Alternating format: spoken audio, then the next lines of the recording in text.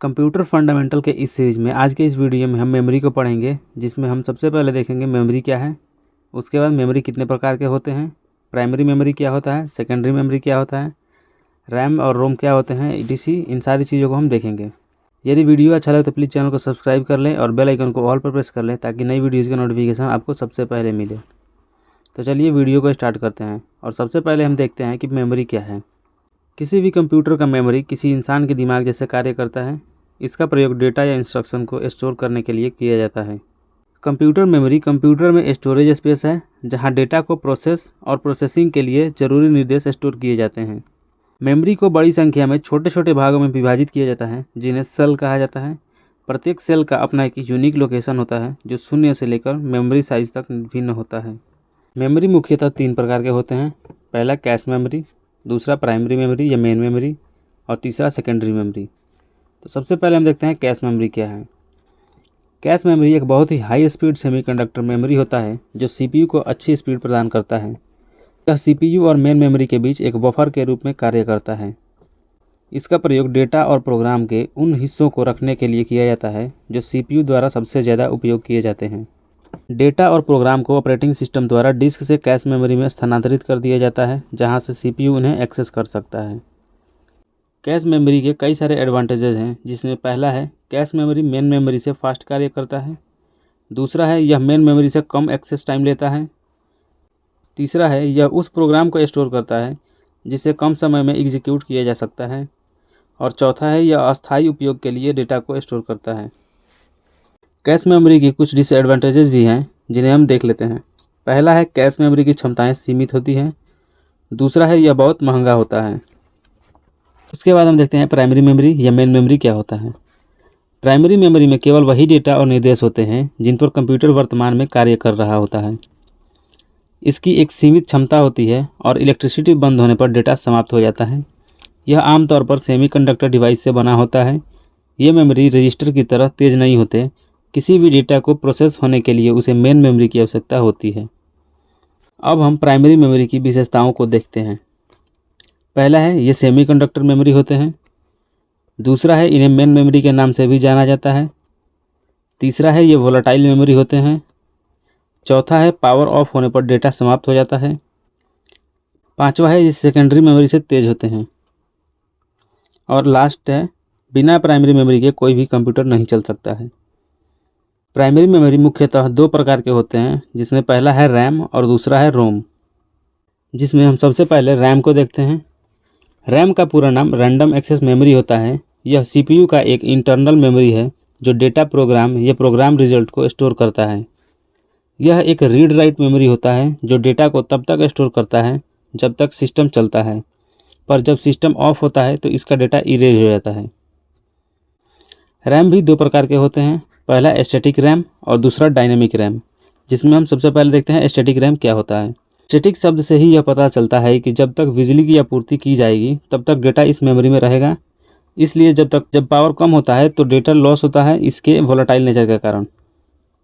अब हम static RAM के कुछ विशेषताओं को देखते हैं, जिसमें पहला है ये लॉन्ग लाइफ होते हैं। दूसरा है इन्हें रिफ्रेश करने की कोई ज़रूरत नहीं होती है। तीसरा है ये फास्ट होते हैं। चौथा है इसका प्रयोग कैश मेमोरी की तरह किया जाता है। पाँचवा है ये लार्ज साइज में होते हैं। छठा है ये महंगे होते हैं, यानी एक्सपेंसिव होते हैं। छठा है ये हाई पावर कंज्यूम करते हैं। दूसरा है डायनेमिक रैम यानी D RAM. Dynamic RAM static RAM के विपरीत होते हैं। इन्हें डेटा को मेंटेन करने के लिए कंटिन्यूअसली रिफ्रेश करना पड़ता है, जिसके लिए मेमोरी को रिफ्रेश सर्किट पर रखकर किया जाता है, जो प्रति सेकंड कई सौ बार फिर से राइट करता है। डायनेमिक रैम का प्रयोग अधिकांश सिस्टम मेमोरी के लिए किया जाता है, क्योंकि यह सस्ता और छोटा होता है। अब हम डायनेमिक रैम के कुछ विशेषताएं देखते हैं, जिसमें पहला है शॉर्ट डेटा लाइफ टाइम, यानी इसमें डेटा कम समय के लिए रहता है। दूसरा है needs to be refreshed continuously, यानी इसे कंटिन्यूअसली रिफ्रेश किया जाता है। तीसरा है slower as compare to S RAM, यानी यह एस रैम से स्लो होता है। चौथा है यूज्ड एज रैम, यानी इसका प्रयोग रैम के रूप में किया जाता है। पाँचवा है स्मॉलर इन साइज, यानी इसका साइज छोटा होता है। छठा है लेस एक्सपेंसिव, यानी यह सस्ता होता है as compare to S RAM. और लास्ट है लेस पावर कंजम्पशन, यानी यह पावर को कम कंज्यूम करता है। अब हम देखते हैं रोम क्या है। रोम का पूरा नाम रीड ओनली मेमोरी होता है। रोम में जो डेटा होता है उसे केवल रीड किया जा सकता है, उसमें कोई चेंजेस नहीं किया जा सकता है। इस प्रकार के मेमोरी नॉन वोलेटाइल होते हैं। इनमें मैन्युफैक्चरिंग के दौरान ही परमानेंटली डेटा को स्टोर कर दिया जाता है। रोम में कंप्यूटर को स्टार्ट करने वाली ज़रूरी इंस्ट्रक्शन को स्टोर किया जाता है। इस ऑपरेशन को बूटस्ट्रैप कहा जाता है। रोम चिप्स का प्रयोग केवल कंप्यूटर में ही नहीं बल्कि वॉशिंग मशीन और माइक्रोवेव ओवन आदि में भी किया जाता है। उसके बाद हम देखते हैं इसके एडवांटेजेस, जिसमें पहला है ये नॉन वोलेटाइल नेचर के होते हैं। दूसरा है इन्हें एक्सीडेंटली नहीं बदला जा सकता है। तीसरा है ये रैम से सस्ता होते हैं। चौथा है इनका परीक्षण आसान होता है। पांचवा है ये रैम से ज़्यादा रिलायबल होते हैं। और छठा है ये स्थिर होते हैं और इन्हें रिफ्रेश करने की आवश्यकता नहीं होती है। ये थे आपके रोम के एडवांटेजेस।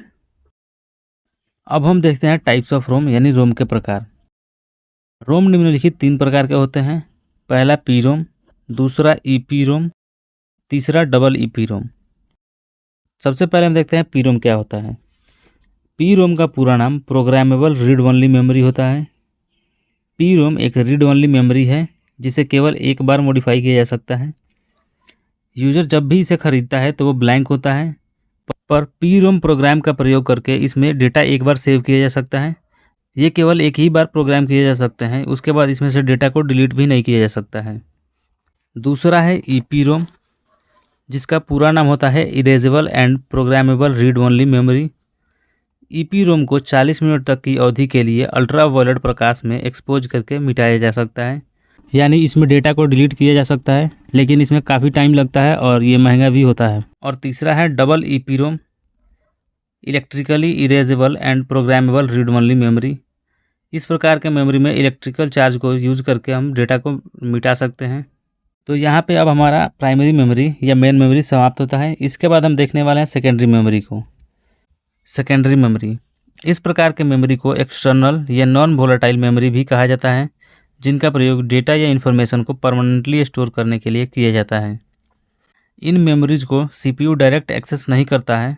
सेकेंडरी मेमोरी के कंटेंट को पहले मेन मेमोरी में ट्रांसफ़र किया जाता है, तब सीपीयू उस डेटा को एक्सेस कर पाता है। सेकेंडरी मेमोरी के कुछ एग्जांपल हैं, जैसे CD, DVD, hard disk, pen drive etc.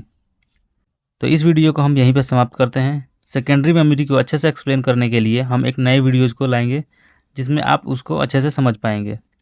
यदि वीडियो अच्छा लगे तो प्लीज़ चैनल को सब्सक्राइब कर लें और बेल आइकन को ऑल पर प्रेस कर लें, ताकि नई वीडियोज़ का नोटिफिकेशन आपको सबसे पहले मिले। और हाँ, यदि आपको कोई डाउट है तो आप कमेंट में ज़रूर बताएं, ताकि हम उसको अच्छे से एक्सप्लेन कर पाएँ। तो चलिए मिलते हैं अगली वीडियो में।